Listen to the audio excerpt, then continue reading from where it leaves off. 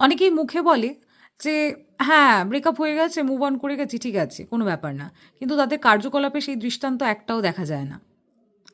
ধরুন, বলছে মুখে ব্রেকআপ হয়ে গেছি, কিন্তু এদিকে দেখা যাচ্ছে ফেসবুক, ইনস্টা, হোয়াটসঅ্যাপ সব কিছু তারা জানে। সিম্পলি তারা কি করে, স্টক করে।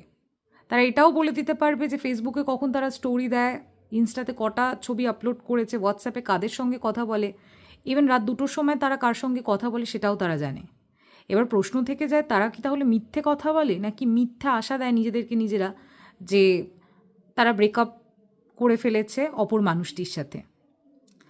এখানে তারা একটা স্ট্রং এভিডেন্স খোঁজার চেষ্টা করে বা একটা স্ট্রং মিস্ট্রি পাজল সলভ করার চেষ্টা করে।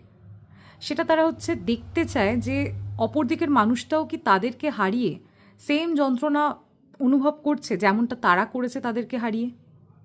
তারাও কি লাইফে স্ট্রাগল করছে তাদেরকে হারিয়ে, নাকি তারাই কোনো ভুল করে ফেলেছে অপর দিকের মানুষটাকে হারিয়ে। অনেক সময় আমরা ভাবি ব্রেকআপের হার্ডেস্ট পার্ট হচ্ছে যখন আমরা অন্য মানুষটাকে ভালোবাসার পরও সে আমাদের লাইফে থাকে না। কিন্তু তার থেকেও বেশি হার্ডেস্ট পার্ট হচ্ছে যখন আমরা নিজেদেরকে বিরত রাখতে পারি না, যে মানুষটা আমাদের জীবন থেকে অলরেডি চলে গেছে, তাকে আমরা স্টক করতে থাকি, দেখতে থাকি, হয়তো জানি সেই মানুষটার আমাদের জীবনে নেই, কোনোদিনও ফিরবে না, কিন্তু তাও আমরা কোথাও না কোথাও মনে মনে এটা চাই যে তারাও কি স্ট্রাগল করছে, বা তারাও যেন এই জিনিসটা ফিল করে, তারাও যেন আমার অনুপস্থিতিটাকে ফিল করতে পারে।